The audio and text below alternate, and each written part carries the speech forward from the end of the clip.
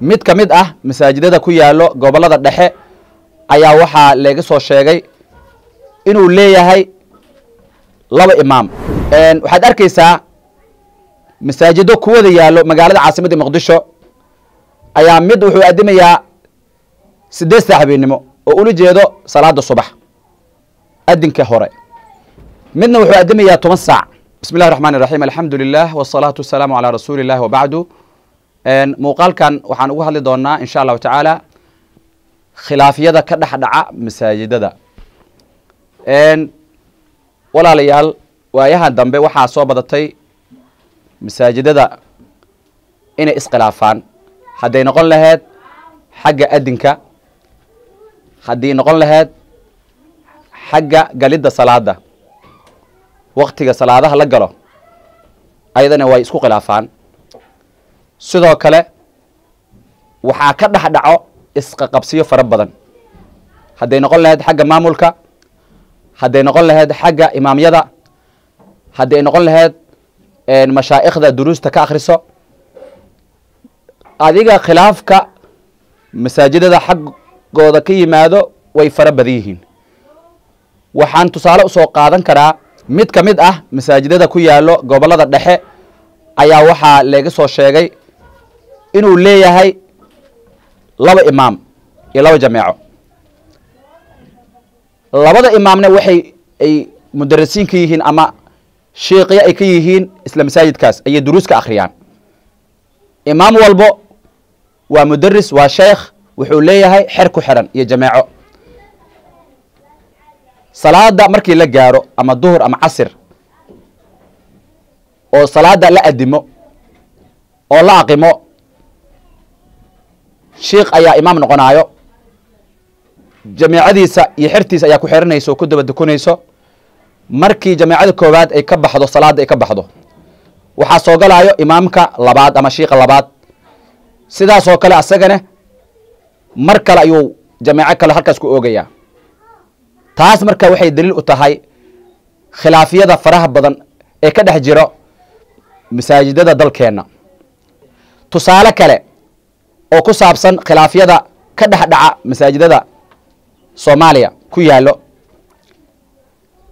waxaad arkaysaa masaajido ku wada yaalo magaalada caasimadda Muqdisho ayaa mid wuxuu adimayaa 8 saac habeenimo oo ula jeedo salaada subax adinka hore, midna wuxuu adimayaa 10 saac.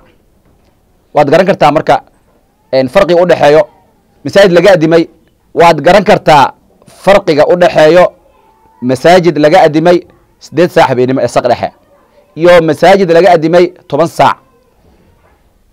taasna waxa weeye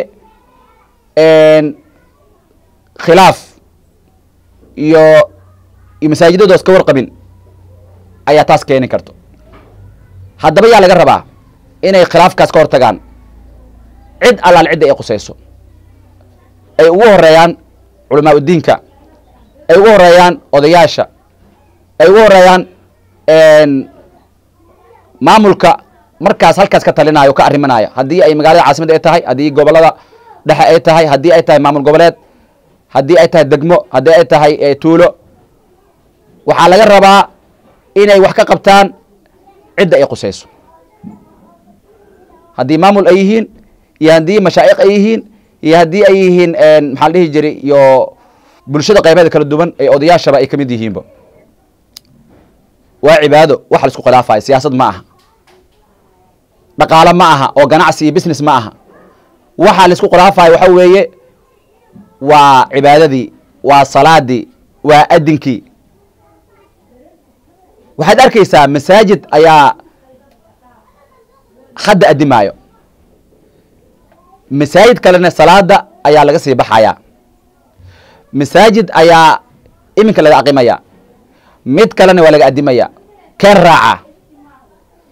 midka adimaya maan raaca, midka aqimaya maan raaca, midka salaada laga sii baxaya maan raaca. waxa weeye dadku way ku wareereen. saa darteed marka khilaafyada masaajidada waa in la joojiyaa. ay masaajidada ay hal mar laga wada adimaa, hal mar salaada laga wada galaa, oo khilaafkan oo daashaday dadka muslimiinta ah gaar ahaan dadka masaajidada ka shaqeeyo hadday noqon lahaayeen mu'adiniin hadday noqon lahaayeen imaamiyo hadday noqon lahaayeen mashaayikhda duruusta ka akhriso waxaa la rabaa inay khayrka iyo wanaagga iyo cibaadada inay u mudoobaan oo tanoo kale mar dambe aysan dhicin oo hal waqti laga wada adimo oo hal waqti laga wada aqimo oo hal waqti salaada laga galo khudbada jimcaha hal mar masaajidada ay ka wada bilaabato ma garanaysaa saacadaha masaajidada ku xiran waa in la wada jimeeyaa oo hal waqti laga wada dhigaa saacad waa saacad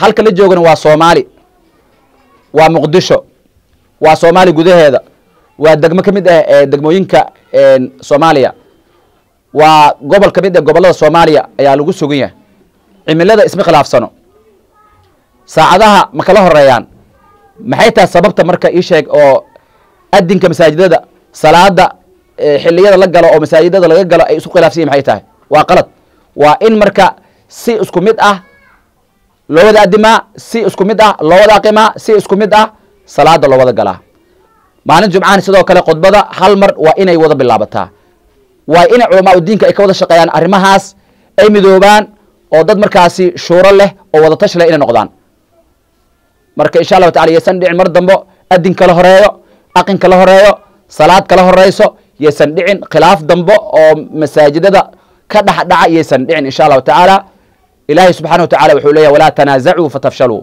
hadoodina fatafshalu wa tafshilmaysaane marka waxa weeye khilaafka dhibaato badan ayuu leeyahay hal iska daayo hal loo midoob cibaadada iyo khayrka wajzaakumullahu khayran muuqaalkeena insha Allah ta'ala intaas ayaan ku soo gabagabeynaya وشكر الله حسن مشاهدتكم واستماعكم والسلام عليكم ورحمة الله وبركاته